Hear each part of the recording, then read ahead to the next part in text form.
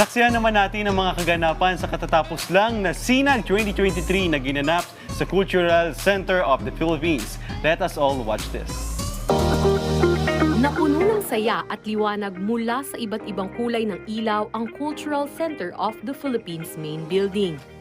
Ito ay dahil sa inilunsad na light show na pinamagatang SINAG 2023, Tuloy ang Palabas.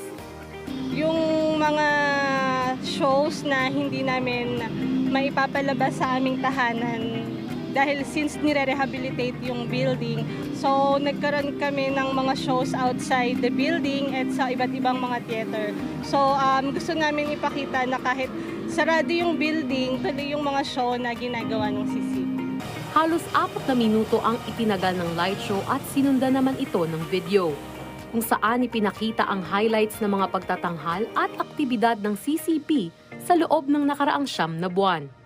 At may pasilip rin sa mga magaganap pa sa mga susunod na buwan at taon.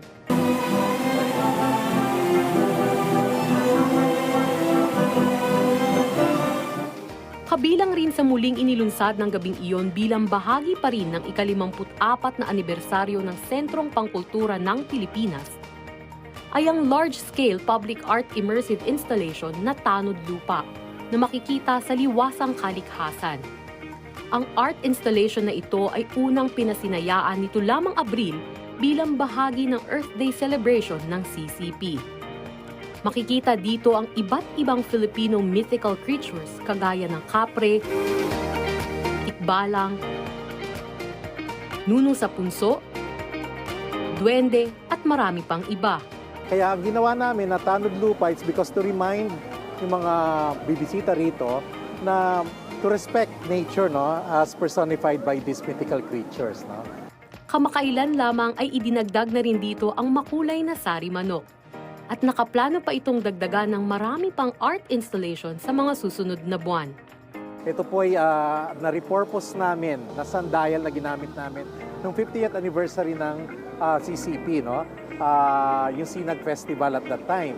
Ngayon ay ginawa namin siya in a form na maging giant sari manok with all the colors relating to the Maranao mythical bird, no?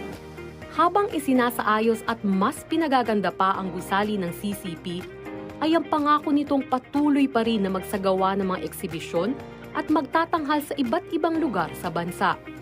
Kaya naman iniimbitahan ng lahat na magtungo sa CCP at ng inyong masaksihan ang mga palabas na kanilang handog sa atin.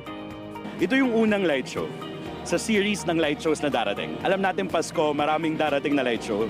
I think this is a good marker to remind everybody na, uy, teka lang, Pasko na. Dumayo po tayo, nasa kaliwa lang po ito pag nakaharap kayo sa CCP. It's a park that has been established in the 1970s. And right now, binuhay, it's up from 6 to 9 p.m. Kaya bumisita po tayo, libre po ito. At mag-enjoy po tayo at maging pamilyar po tayo sa ating mitolohiya.